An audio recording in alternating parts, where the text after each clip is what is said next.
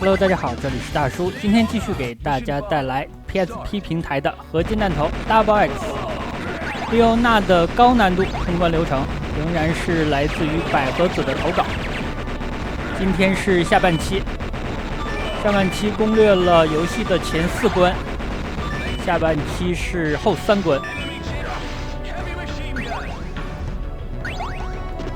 从本关开始，游戏的难度就比较高了。尤其是这个场景跳跃，还有向下方的台阶移动的时候，人物会进入一个降落伞的状态。这个状态需要适应，它和常规的跳跃下落的速度不一样。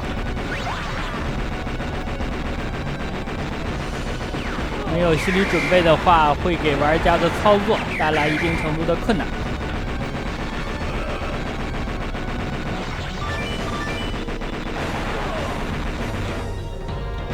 每次我自己玩到这个场景，都希望能够快点过了，因为降落伞的这个状态，在整个系列当中也是比较罕见的。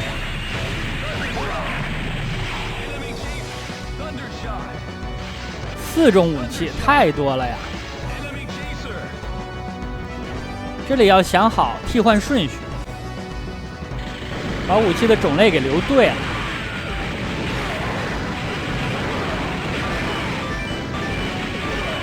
我是真心觉得武器槽的系统对新手玩家太不友好了。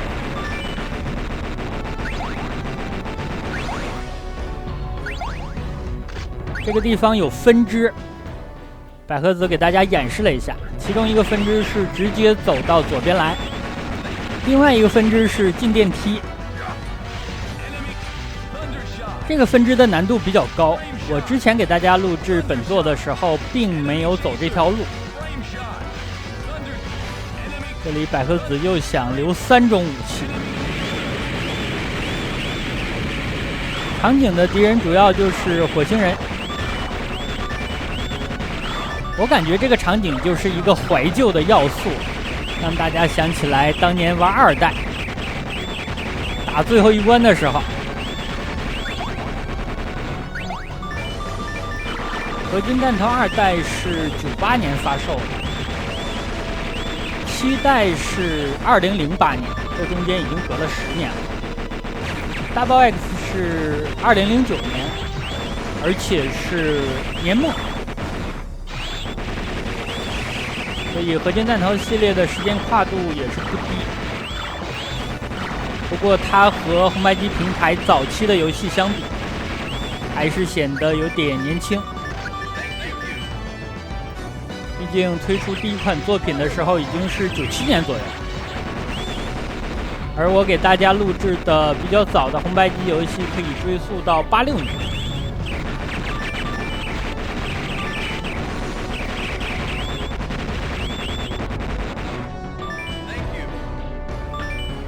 前2天给大家录制了北斗神拳的2代，2代是87年的作品。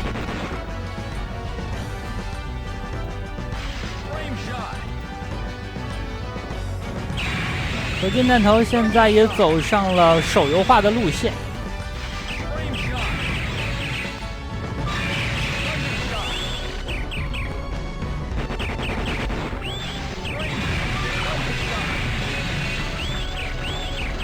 这个地方有白色的火星人，还有火星人的小飞碟。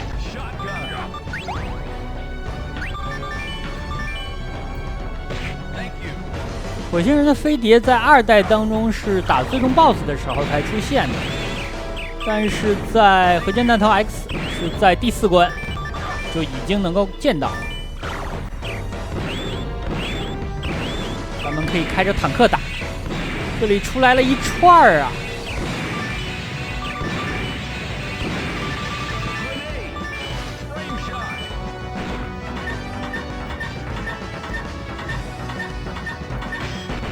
把电梯给摇出来了。刚刚的分支路线就算是走完了，这里是另一条路，常规路线。打的还是摩根军。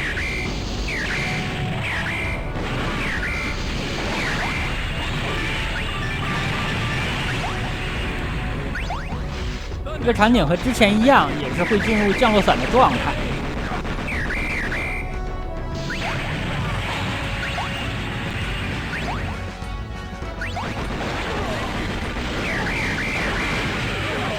这个地方大家其实能够看出来，对主人公造成威胁最大的就是左边的小兵。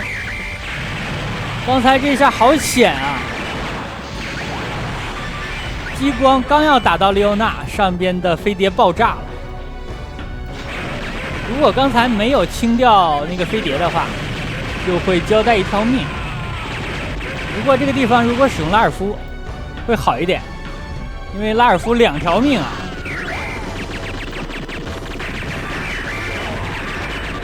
而且他也有必杀技击炮拳，虽然威力上和月光狙比不了。6代里边玩的最爽的角色应该就是拉尔夫了，因为6代里边并没有利欧娜。这里是第5关的 BOSS， 这个 BOSS 其实非常特殊，你不能从 BOSS 身上掉下去。场景在高速的移动当中 ，BOSS 名叫联合体，由3个部分组成，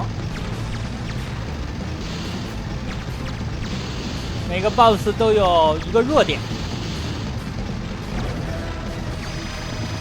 但这个 BOSS 有一点设计我不大理解，你打完了一个部位之后，它这个部位会变成灰色，但是它仍然可以发射出子弹，对玩家造成威胁，并且这几个部位相互合体的时候，中间如果能够夹到主人公，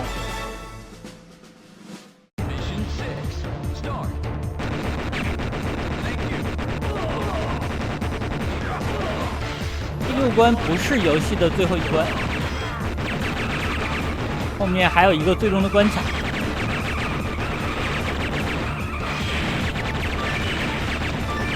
大胆的使用月光狙，毕竟这一刀是可以把敌方的子弹切爆的，攻防一体啊！我感觉本关的前半段难度也是比较高的。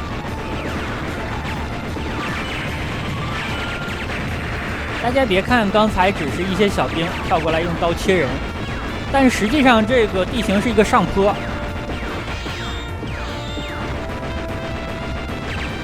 威胁还是很高的。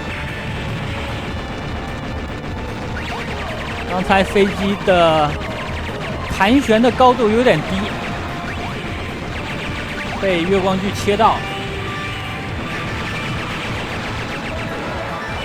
这里跟大家说明一下，百合子的键位有冲突，所以它不能快速月光狙，是一个正常的打法。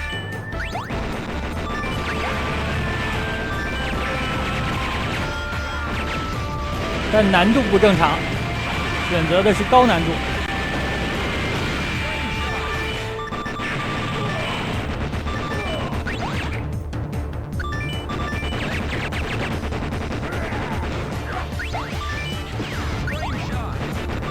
枪切错了呀！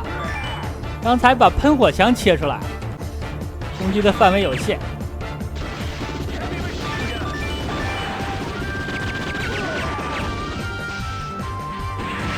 我感觉这个地方可以扔炸弹，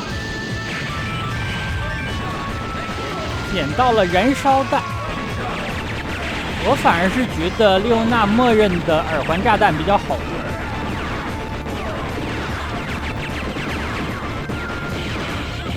本作的手雷烟雾也是有伤害的，对敌方的机械类的敌人也生效。刚才见到了一个着装比较特别的士兵，这个场景就比较多了。这是未来的蒙根军，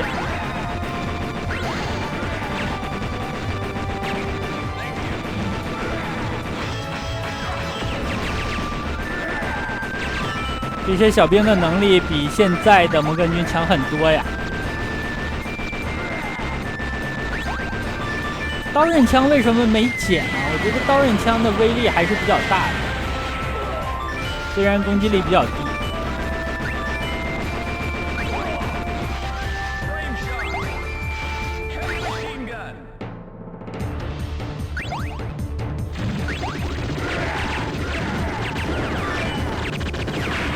选择了保留喷火枪。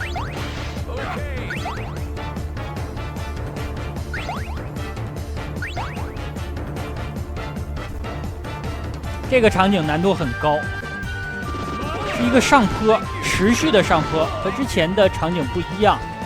敌方的大型雪橇前端也是有攻击判定的。刚才那个小兵又好险，好在提前把他干掉了。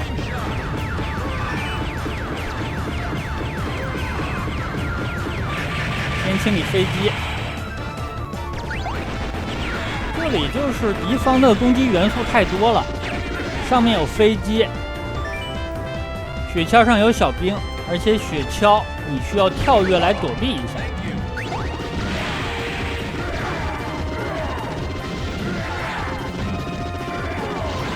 我觉得这个地方留什么枪无所谓了，因为前面就是开载具了。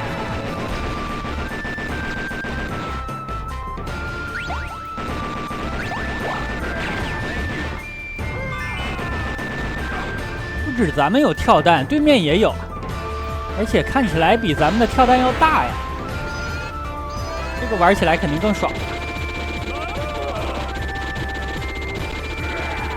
本作的这种高达机器人，我感觉比七代要弱。七代的枪比较好用，但是两座位置是一致的，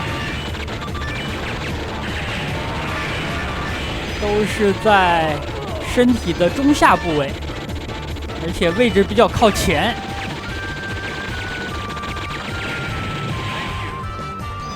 相比较来说，本作的射击角度更加自由，但是看起来不是很有劲儿啊。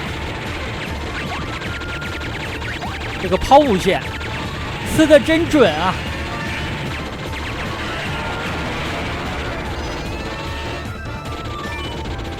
百合子能掌握这个武器的攻击角度实属不易。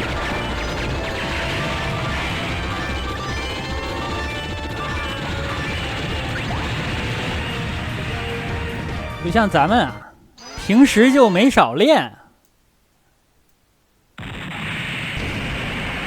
这个地方要打艾伦驾驶的叛军巨人，咱们驾驶的是原型机，已经废弃了，攻击的手段不如艾伦。刚才开枪都刺到自己身上了呀！抬手。抬手这一下是防止艾伦的冲刺。咱们机器人的肩部也有一杆枪，这个是给2P 用的。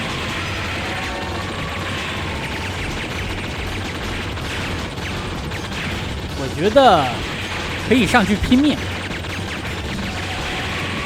虽然现在的雷用光了，但是如果你按手雷键的话，机器人也会用拳头攻击敌人。威力也不低。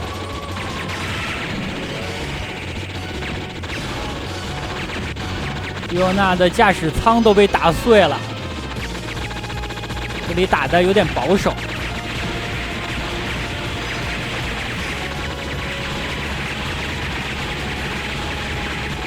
枪的角度可以再向上一点。你看艾伦咧个大嘴啊，就往他嘴里射。我感觉这里艾伦机器人的耐久比7代可是高多了呀。利欧娜的驾驶舱已经被完全打爆了。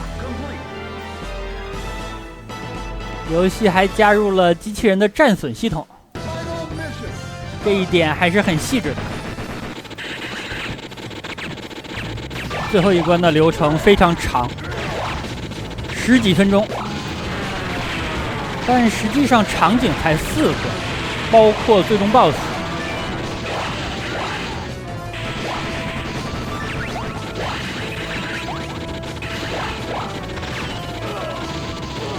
个角度比较适合坦克的子弹来打。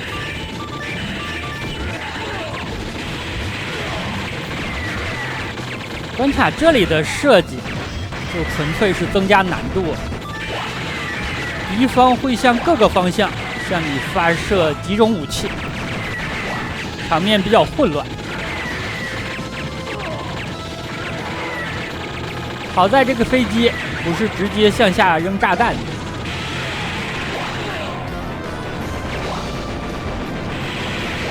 未来摩根军的攻击方式也明显和之前的作品有区别，玩家如果刚打到这里，真的需要适应。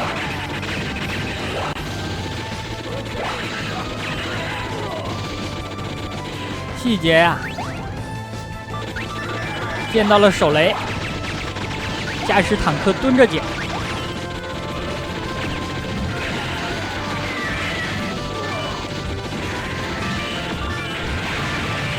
未来摩根军发射的炮弹都不一样。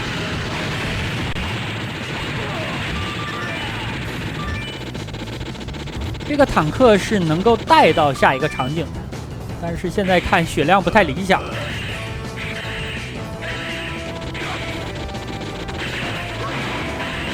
这一次的百太郎应该会保留久一点了吧，不要再把它坑死了。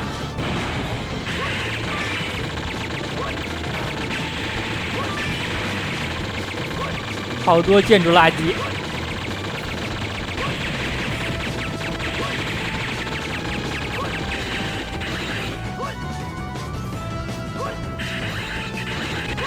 这地形好难受啊！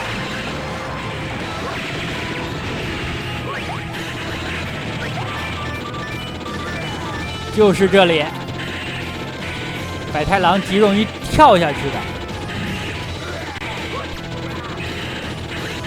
李欧娜跳跃的时机要掌握好。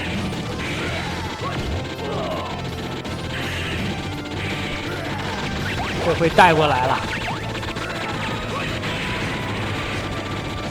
小颗子刚才手慢了，想下跳，但是刚蹲下，对面的子弹就来了。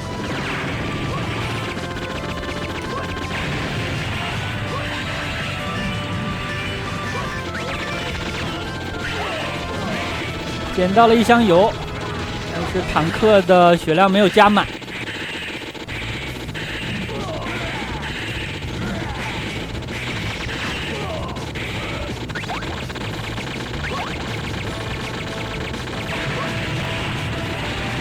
这个坦克最好能够坚持到打时空之门。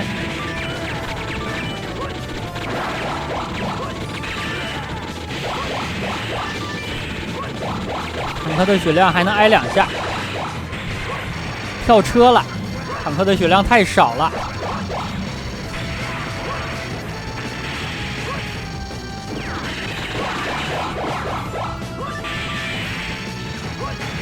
骗了个无敌。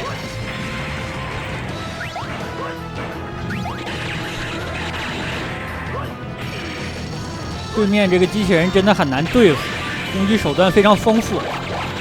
他甚至会伸出刺刀来，直接攻击你的人形形态。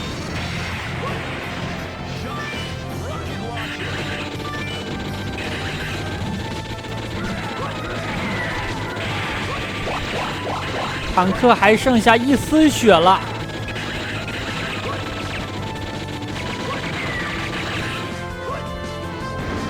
这点血留着骗无敌吧。时空之门，先要拆掉电脑。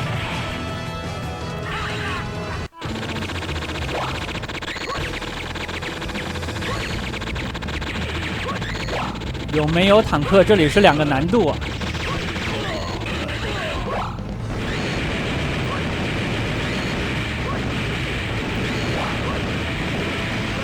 喷枪是留着打最终 BOSS 的，这里不能用。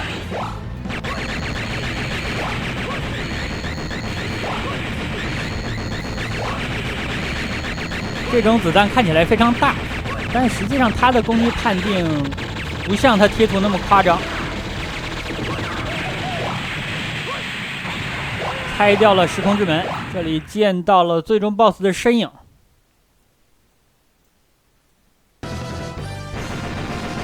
说明拆晚了呀。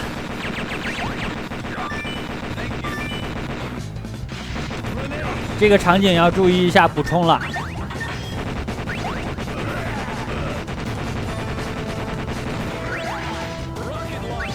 选好2种武器进行保存，后面和最终 BOSS 拼命。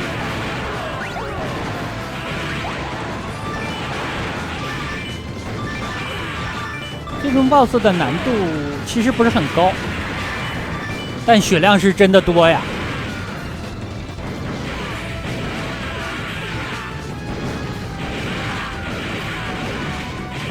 这里选择了站在屏幕的右上角，我感觉这个决定不是很好，应该使用月光锯快速的把这个坦克切掉。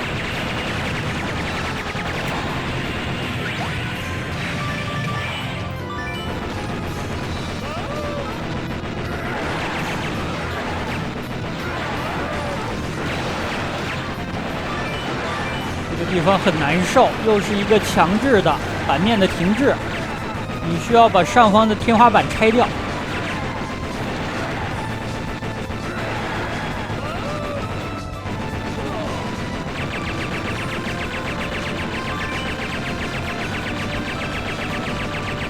5、6个地方同时出兵，而且他们的攻击都是指向性的，所以清理小兵要放在第1位。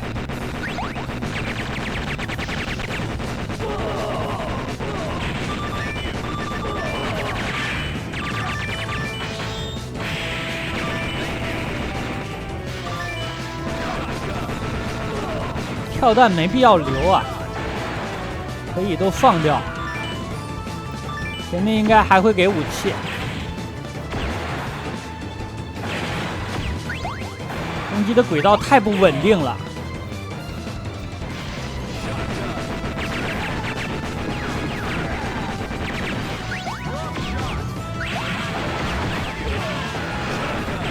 手雷，利欧娜捡手雷是12发，捡其他的武器弹药数也是1.2倍。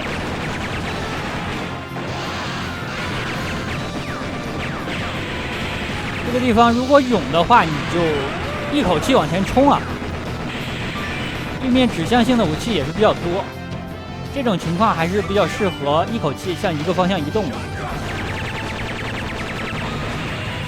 武器已经留好了。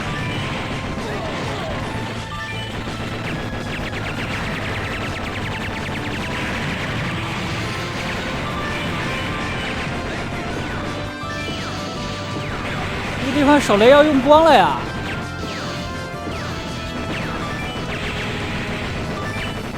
人形形态打这个机器人确实不好打，尤其是不敢近身。最终 BOSS 战了，黄金海怪。2个阶段，第1个阶段要清理他的手臂。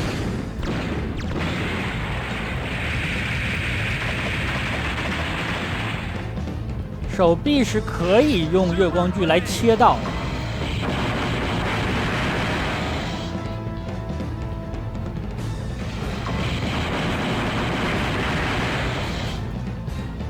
但是感觉百合子的键位不是很舒服。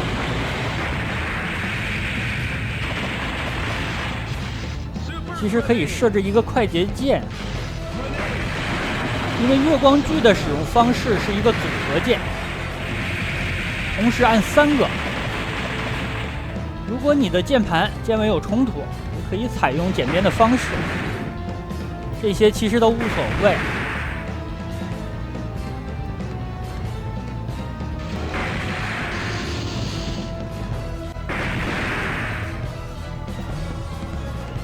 25发喷枪，7发手雷。捡到了一个大 H，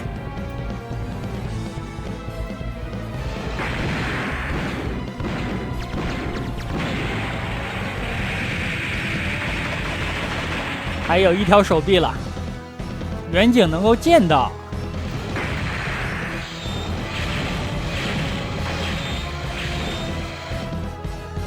站位稍稍有一点靠后了。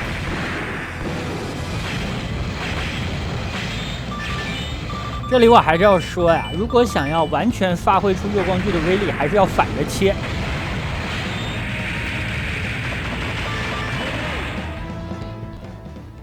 最终 BOSS 登场，这个家伙血量太多了呀！关键是切不到。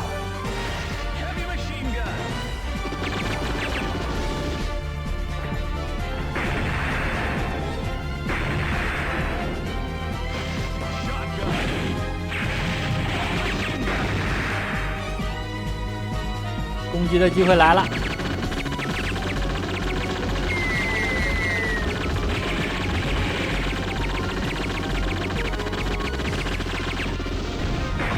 这种大炮弹也是可以切的，危险系数比较高而已。又捡到了手雷，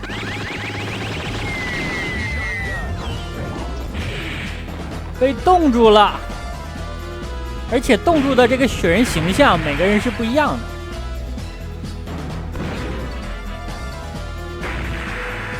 这里要跳一下。岩浆的波浪也是有攻击判定的。喷枪要用光了呀！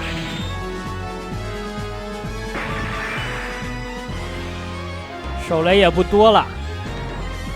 时间还剩下12秒，但是游戏当中的这个秒数过得还是稍慢一点。要浮上来了，一起撞了2块落脚点。激光，这个激光要拿呀！倒计时7秒，6秒。这个地方摊了几枪。因为他知道 BOSS 降下来了，打爆，这样的话通关不容易啊。那好吧，这样一款合金弹头 Double X 高难度，使用利欧娜通关就给大家录制到这里。感谢百合子的投稿，也感谢大家的观看，咱们下个游戏再见。